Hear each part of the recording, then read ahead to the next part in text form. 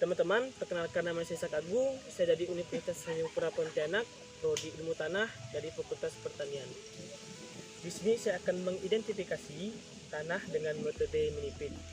Sebelum itu, lokasi saya ini berada di Desa Pak Mayam, Kecamatan Ngabang, Kabupaten Landak.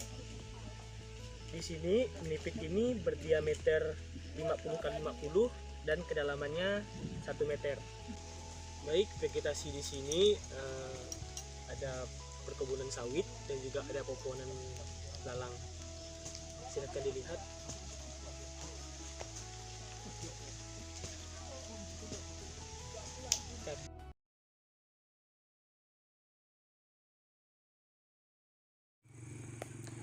Halo semuanya, di sini saya akan menjelaskan ketinggian tempat yang saya amati ini, yaitu dengan ketinggian 51 meter.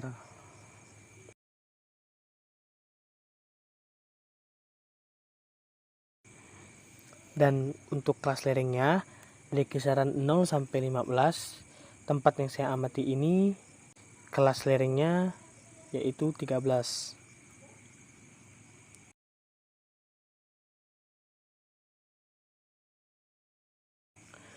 Untuk kedalaman volume tanah di tempat saya yang saya amati ini mempunyai kedalaman 1 meter, yang dimana lapisan tanah dari permukaan sampai lapisan bawah.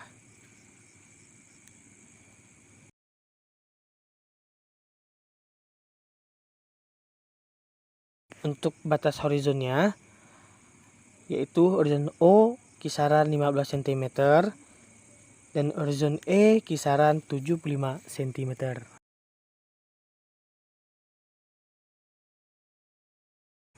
Jumlah lapisan kedalamannya yaitu berjumlah 2. Dan warna tanah yang pertama atau lapisan yang pertama yaitu berwarna coklat kehitaman.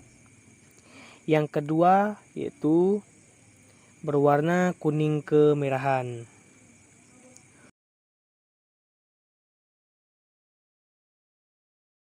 Untuk tekstur tanahnya yaitu liat berpasir.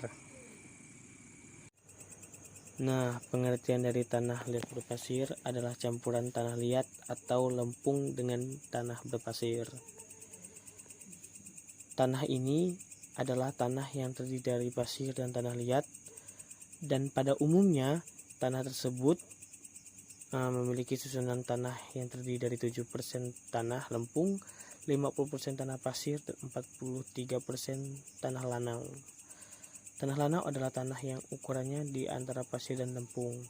Tanah lempung pasir cocok juga digunakan untuk berkebun karena bisa menahan air lebih banyak dan cepat menyerap ke dalam tanah. Dan struktur tanah yaitu granular. Nah, untuk pengertian dari granular merupakan sebuah struktur yang dimana tanah berbentuk membulat dan memiliki banyak sisi yang berbeda.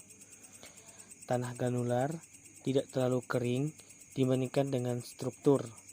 Gumpalan membulat adalah sebuah kondisi tanah yang akan terlihat membentuk beberapa sudut membulat yang bisa dilihat dengan mudah.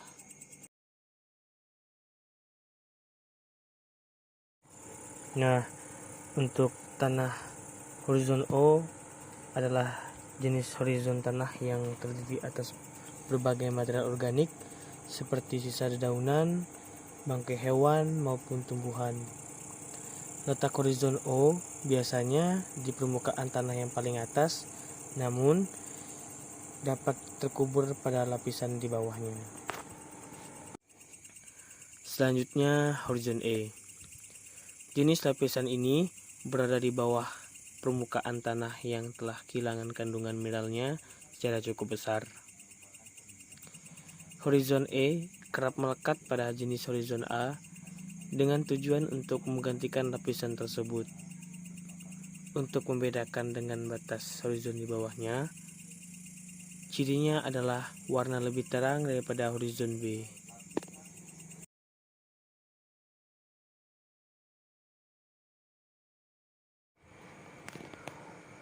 Untuk kandungan bahan kasarnya di tanah saya amati ini tidak ada memiliki batuan atau bahan-bahan kasar, karena di tempat saya amati ini memiliki tanah yang halus.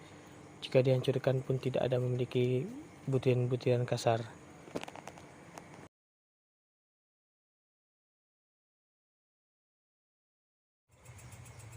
Untuk konsistensi tanah yang saya amati ini atau tempat saya amati ini memiliki keadaan yang lembab dan mudah untuk dicangkul.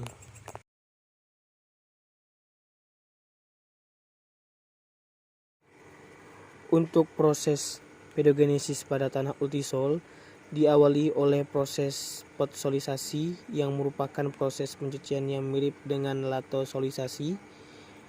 Hasil dari proses ini adalah tanah yang mempunyai lapisan atas pucat karena semua unsur tercuci kecuali silikat sebagai kuarsa. Tidak lupa, ultisol merupakan salah satu tanah tua.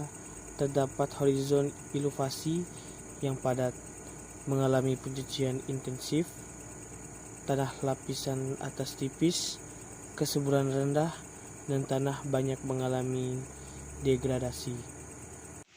Baik, kesimpulannya, tanah yang saya identifikasi ini adalah tanah yang berjenis ultisol yang subordonya adalah PMK, potsolit merah dan kuning, dengan horizon O dan E.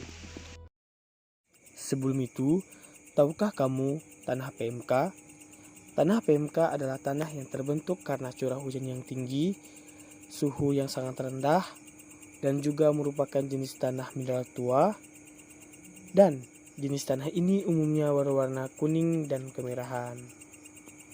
Ciri tanah potsolit adalah mempunyai sifat yang mudah basah, mengalami pencucian hara dan ion lainnya yang disebabkan oleh air hujan, dapat dimanfaatkan untuk persawahan dan perkebunan juga, memiliki tekstur tanah berlempung dan juga berpasir, pH-nya rendah, dan terakhir mempunyai unsur aluminium yang tinggi dan juga besi yang tinggi.